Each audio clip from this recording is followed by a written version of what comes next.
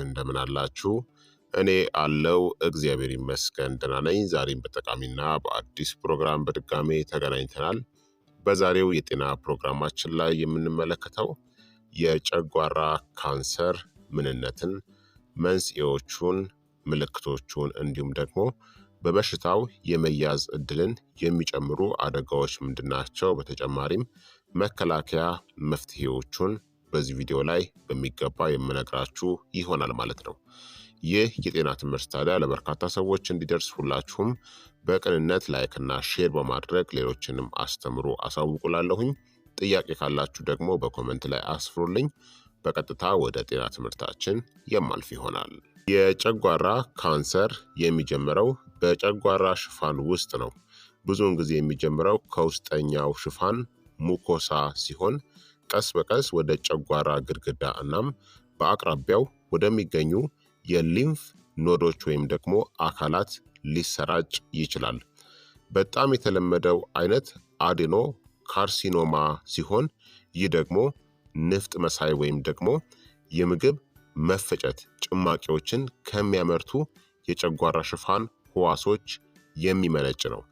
የጨጓራ ካንሰር ለዓመታት ቀስ በቀስ የሚዳብር ሲሆን ብዙውን ጊዜ ወደ አደገኛነት ከመቀየሩ በፊት በጨጓራ ሽፋን ላይ ከካንሰር በፊት የሚመጡ ለውጦች ይከሰታሉ። ታዲያ የጨጓራ ካንሰር ዋና ዋና መንስኤዎቹን እናም የአደጋ ምክንያቶቹን በቅድሚያ ልንገራችሁ። አንደኛ ሄሊኮባክተር ፓይሎሪ ኤች ፓይሎሪ ኢንፌክሽን ነው። በዚህ ባክቴሪያ ስር የሰደደ ኢንፌክሽን ለካንሰር የሚታወቅ ጠንካራ አደጋ ምክንያት ነው። ለረጅም ጊዜ የሚቆይ ጋስትራይተስ፣ ስር የሰደደ የጨጓራ ኢንፍላሜሽን፣ ቁስለትናም የጨጓራ ሽፋን ላይ ጉዳትን በማድረስ ወደ ካንሰር ሊያመራ ይችላል። ስለዚህ ዋናው መንስኤው ኤች ፓይሎሪ ኢንፌክሽን ነው። ሁለተኛ ደግሞ ደካማ የሆነ አመጋገብ ነው። ብዙ ጨዋማ፣ የተጠበሱ እናም የተዘጋጁ ምግቦችን መመገብ፣ ትኩስ ፍራፍሬዎችን፣ አትክልቶችንና ፋይበርን በትንሹ የምትመገቡ ከሆነም አደጋውን ይጨምረዋል። በናይትሬትስ እና በናይትራይተስ የበለጸጉ ምግቦች ማለትም በተዘጋጁ ስጋዎች ውስጥ የሚገኙ በጨጓራ ውስጥ ካንሰር አምጪ ውህዶችንም ሊፈጥሩ ይችላሉ። ሶስተኛ ማጨስና አልኮል ነው። ማጨስ በተለይም በላይኛው ጨጓራ አካባቢ ለሚከሰት ካንሰር የመጋለጥ እድልን ይጨምራል። ከፍተኛ የአልኮል መጠጥ የጨጓራ ሽፋንን ስለሚያበሳጭ እናም ስለሚጎዳ አደጋውን ከፍ ያደርገዋል። አራተኛ የቤተሰብ ታሪክ እናም የዘር ውርስ ነው። በቅርብ ዘመድ፣ በወላጅ፣ በወንድም ወይም ደግሞ በእህት እንዲሁም በልጅ የጨጓራ ካንሰር መኖሩ አደጋውን ይጨምርባቸዋል። እንደ በዘር የሚተላለፍ ዲፊውዝ ጋስትሪክ ካንሰር HDGC ሄሬዲተሪ ዲፊውዝ ጋስትሪክ ካንሰር የምንለው፣ ሊንች ሲንድረም እናም BRCA ሚውቴሽን ያሉ በዘር የሚተላለፉ የጄኔቲክ ሁኔታዎች ለበሽታው የመጋለጥ እድልን ከፍ ሊያደርጉ ይችላሉ። አምስተኛ አስቀድመውም የነበሩ የጨጓራ ችግሮች ካሉ ነው። ስር የሰደደ የጨጓራ ኢንፍላሜሽን ወይም ደግሞ ጋስትራይተስ ካለ፣ የጨጓራ ፖሊፕ በተለይም አዴኖማቶስ ፖሊፕ ካለባችሁ፣ ፐርኒሺየስ አኒሚያ በቫይታሚን B12 እጥረት የሚከሰት የጨጓራ ችግሮች ካለባችሁ እነዚህ የጨጓራ ካንሰር አደጋን ሊጨምሩ ይችላሉ። እንዲሁም ደግሞ ቀደም ሲል የተደረገ የጨጓራ ቀዶ ጥገና ካደረጋችሁ የጨጓራ አሲድ እናም የባክቴሪያ እድገትን ይለውጣሉ ማለት ነው። በእነዚህ ምክንያት የካንሰር እድላችሁ ሊጨምር ይችላል። ስድስተኛ እድሜ እናም ጾታ ነው። ከ50 ዓመት በኋላ መሆን አደጋውን ይጨምራል። ከሴቶች ይልቅ ደግሞ በወንዶች ላይ በብዛት ይከሰታል። ሰባተኛ ከመጠን በላይ ውፍረት ነው። ከመጠን በላይ ክብደት በተለይም የሆድ ውፍረት በላይኛው የጨጓራ ክፍል ከጉሮሮ አቅራቢያ ላይ ለሚከሰት ካንሰር የመጋለጥ እድልን ይጨምረዋል። ስምንተኛ ለአንዳንድ ስራዎች ተጋላጭነት መሆን ነው። ለአቧራ፣ ለድንጋይ ከሰል፣ ለአስቤስቶስ እናም ለጎማ ኢንዱስትሪ ኬሚካሎች ለረጅም ጊዜ መጋለጥ አደጋውን ይጨምረዋል። 10ኛ የተወሰኑ የህክምና ወይም የጤና ሁኔታዎች ነው። ባሬትስ ኢሶፈገስ ከጨጓራ መጋጠሚያ አጠገብ ለሚከሰት ካንሰር የመጋለጥ ዕድል ሊጨምር ይችላል። ኤፕስታይን ባር ቫይረስ የምንለው ኢንፌክሽን በአንዳንድ ሁኔታዎች ሚና ሊጫወት ይችላል። 11ኛ የአኗኗር ዘይቤ እናም የአካባቢ ሁኔታዎች ነው። አነስተኛ የሆነ የአካል ብቃት እንቅስቃሴን የምታደርጉ ከሆነ ወይም ደግሞ ምንም የአካል ብቃት እንቅስቃሴን የማታደርጉ ከሆነ ከፍተኛ ክስተት ባለባቸው አካባቢዎች መኖር፣ አሁን ለምሳሌ በምስራቅ እስያ፣ በምስራቅ አውሮፓና ደቡብ አሜሪካ አካባቢ መኖር፣ የምግብ አያያዛችሁ ደካማ መሆን፣ ማቀዝቀዣ ሳይኖር ጨዋማ ምግቦችን መጨመር ማለት ነው። ያለ ማቀዝቀዣ ጨው በማድረግ ምግቦችን ለረጅም ጊዜ የምታቆዩ ከሆነ የጨጓራ ካንሰር እድገትን ወይም ደግሞ ሂደትን ይጨምሯል ማለት ነው። በአጠቃላይ የጨጓራ ካንሰር በብዛት የሚከሰተው ስር በሰደደ የኤች ፓይሎሪ ኢንፌክሽን ነው። እንዲሁም በደካማ አመጋገብ፣ በጨዋማ እናም በተዘጋጁ ምግቦች፣ ማጨስ፣ የቤተሰብ ታሪክ ወይም ደግሞ ዘር እናም ስር በሰደደ የጨጓራ ችግሮች ምክንያት በከፍተኛ ሁኔታ ይከሰታል ማለት ነው። እድሜ፣ ጾታ እናም የአኗኗር ዘይቤ ምክንያቶችም አደጋውን ይጨምራሉ። ታዲያ የጨጓራ ካንሰር ምልክቶቹ ቀላል፣ ግልጽ ያልሆኑ እናም በቀላሉ እንደ የጨጓራ ኢንፍላሜሽን ወይም ደግሞ ጋስትራይተስ፣ ቁስለት ወይም ደግሞ የምግብ አለመፈጨት ካሉ የተለመዱ የምግብ መፈጨት ችግሮች ጋር ሊምታቱ ስለሚችሉ ቀድሞ ማወቁ ብዙውን ጊዜ አስቸጋሪ ነው። ይሁን እንጂ ለእነዚህ ጥቃቅን የማስጠንቀቂያ ምልክቶች ትኩረት መስጠት ቀደም ብሎ ለምርመራ እናም ለሕክምና ለማድረግ አስፈላጊ ነው። የጨጓራ ካንሰር ቀደምት ምልክቶችን ልንገራችሁ። እነዚህን ምልክቶችን የምታስተውሉ ከሆነ ጥንቃቄ ማድረግ አለባችሁ፣ ምርመራ ማድረግ ይኖርባችኋል። አንደኛ የማያቋርጥ የምግብ አለመፈጨት ወይም ደግሞ የልብ ምት ነው። የደረት ማቃጠል ሄርት በርን የምንለው በላይኛው ጨጓራ ላይ ተደጋጋሚ የማቃጠል ስሜት፣ የሆድ መነፋት ወይም ደግሞ ምቾት ማጣት ይከሰታል። ከተለመደው የምግብ አለመፈጨት በተለየ በቀላል የአኗኗር ዘይቤ ለውጥ ወይም ደግሞ በጸረ አሲድ መድኃኒቶችም አይሻሻልም። እንደ ጋስትራይተስ ወይም ደግሞ የአሲድ መመለስ ካሉ የጨጓራ ችግሮች ጋርም ሊምታታባችሁ ይችላል። ሁለተኛ ከምግብ በኋላ ያልተገለጸ የሆድ መነፋት ነው። ትንሽ ምግብ ከተመገባችሁ በኋላም በፍጥነት የመጥገብ ስሜት መሰማት፣ በቀላል ምግብ እንኳን የማያቋርጥ የሆድ መነፋት ወይም ደግሞ ምቾት ማጣት። ይህ የሚሆነው እጢው የጨጓራ ባዶነትንም ሊያስተጓጉል ስለሚችል ነው። ሶስተኛ የምግብ ፍላጎት ማጣት ነው። የመብላት ፍላጎት ቀስ በቀስ መቀነስ፣ አንዳንድ ጊዜ ከተወሰኑ ምግቦች በተለይም ከስጋ ጋር በድንገት ካለመግባባት ጋር ይያዛል። ይህ ያልተገለጸ ክብደት መቀነስን ሊያስከትልባችሁም ይችላል። አራተኛ ያልተገለጸ ክብደት መቀነስ ነው። ያለምንም ጥረት በሰውነት ክብደት ላይ የሚታይ መቀነስ። ይህ የሚሆነው በምግብ ቅበላ መቀነስና ካንሰር በሜታቦሊዝም ላይ በሚያሳድረው ተጽዕኖ ምክንያት ነው። አምስተኛ ማቅለሽለሽ እናም ማስታወክ ነው። ከምግብ መመረዝ ጋር ያልተያያዘ አልፎ አልፎ ወይም ደግሞ ተደጋጋሚ የማቅለሽለሽ ስሜት መኖር። እጢው የጨጓራ መተላለፊያን ከዘጋው አንዳንድ ጊዜ ከምግብ በኋላ ማስታወክም ሊከሰት ይችላል። በአንዳንድ ሁኔታዎች ማስታወክ የደም ምልክቶች ሊኖሩት ይችላል፣ ጥቁር ወይም ደግሞ ቡና የመሰለ መልክ። ስድስተኛ የጨጓራ ምቾት ማጣት ወይም ደግሞ ህመም ነው። በላይኛው የጨጓራ ክፍል ከጎድን አጥንት በታች ላይ ቀላል የማያቋርጥ ህመም ወይም ደግሞ ምቾት ማጣት ይከሰታል። እንደ ደብዘዝ ያለ ህመም፣ ግፊት ወይም ደግሞ የመሞላት ስሜትም ሊሰማችሁ ይችላል።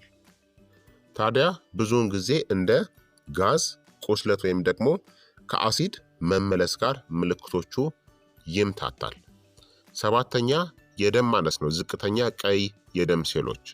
የጨጓራ ካንሰር በጨጓራ ሽፋን ላይ ዘገምተኛ እናም የተደበቀ የደም መፍሰስን ሊያስከትል ይችላል።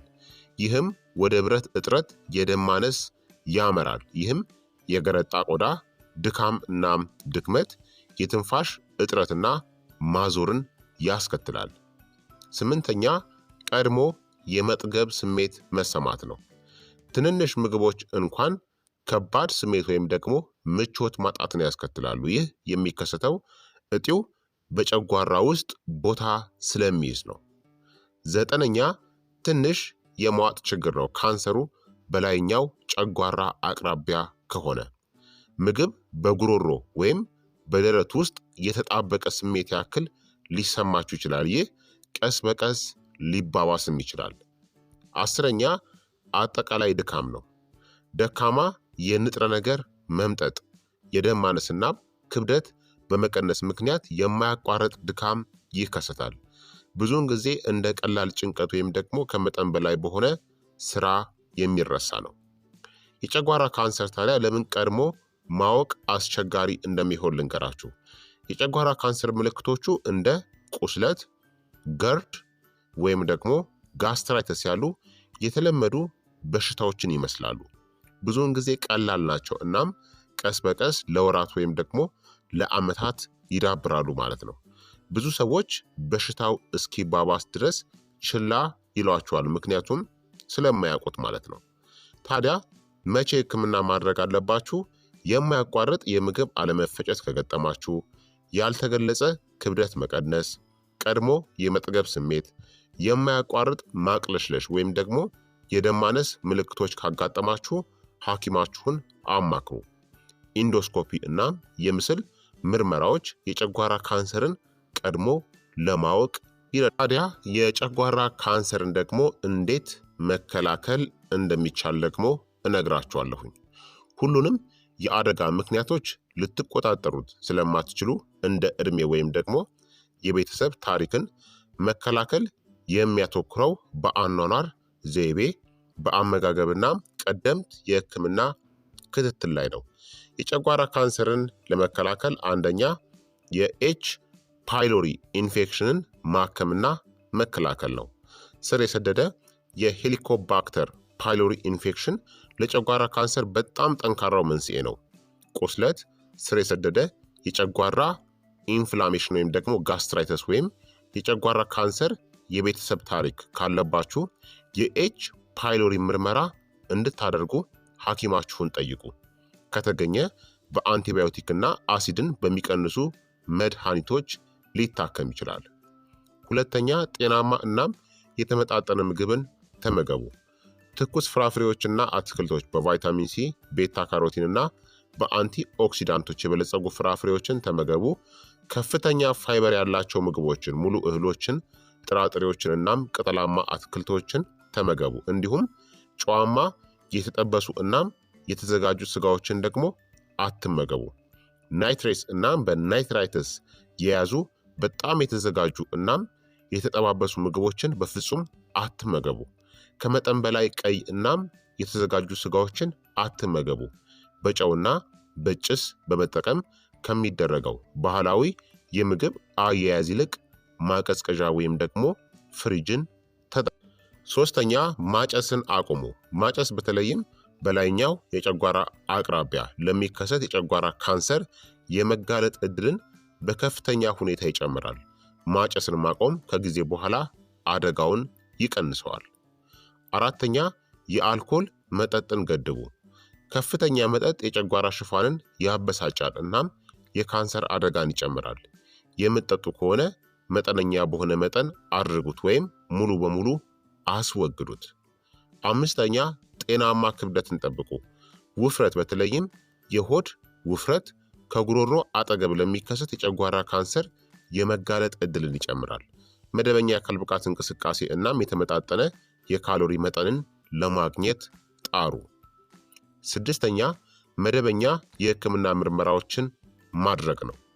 የጨጓራ ካንሰር የቤተሰብ ታሪክ ወይም ከፍተኛ ስጋት ያለባቸው ሁኔታዎች ለምሳሌ ስር የሰደደ የጨጓራ ኢንፍላሜሽን ወይም ደግሞ ጋስትራይተስ፣ ፖሊፕ እና ፐርኒሺየስ አኒሚያ ያለባቸው ሰዎች መደበኛ ኢንዶስኮፒ ማድረግ አለባቸው። መደበኛ ምርመራ ካንሰርን ቀድሞ ያገኛል። ይህ ህይወታችሁን ሊያድነው ይችላል። ሰባተኛ ስር የሰደዱ የጨጓራ ሁኔታዎችን ማስተዳደር ወይም መቆጣጠር ነው። ጋስትራይተስን፣ ቁስለትን እናም የአሲድ መመለስን ወይም ደግሞ አሲድ ሪፍሌክስ በሽታዎችን ቀድሞ ማከም፣ የጨጓራ ፖሊፕ ከተገኘም መከታተል፣ የቫይታሚን ቢ12 እጥረት ፐርኒሺየስ አኒሚያን ደግሞ ማስተካከል። ስምንተኛ የሙያ እናም የአካባቢ ጥበቃ ነው። ለጎጂ የሥራ ቦታ ኬሚካሎች፣ አቧራ እናም አስቤስቶስ ለረጅም ጊዜ መጋለጥን ቀንሱ። ከፍተኛ ስጋት ባላቸው ኢንዱስትሪዎች ውስጥ የምትሰሩ ከሆነ ማዕድን ማውጣት፣ ጎማ ወይም ደግሞ የድንጋይ ከሰል፣ ብረት የደህንነት ደንቦችን መከተል ወይም ደግሞ መጠበቅ ነው። ዘጠነኛ ተፈጥሯዊ ጥበቃን ማሳደግ ነው። ካንሰርን የሚዋጉ የተፈጥሮ ምግቦችን በአመጋገባችሁ ውስጥ አካቱ። ነጭ ሽንኩርትና ቀይ ሽንኩርት ኦርጋኖ ሰልፈር ውህዶችን ይይዛሉ። አረንጓዴ ሻይን ደግሞ ጸረ ካንሰር ባህሪያት ያላቸው ፖሊፊኖሎችን ይይዛል።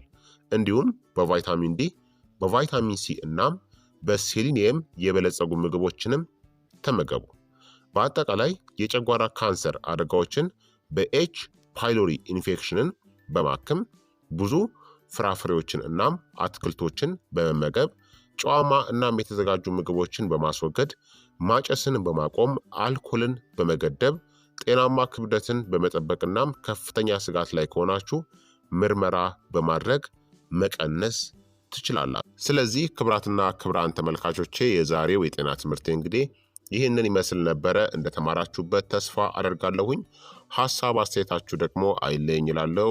ይህ የጤና ትምህርት ለበርካታ ሰዎች እንዲደርስ ሁላችሁም በቅንነት ላይክ እና ሼር በማድረግ ሌሎችንም አስተምሩ፣ አሳውቁ። ጥያቄያችሁን በኮሜንት ላይ አስፍሩልኝ። በቀጣይ የጤና ትምህርት እስከምንገናኝ እኔንም እናንተንም ቸር ያቆየን። መልካም ጊዜ፣ መልካም ቆይታ። ቻው ቻው።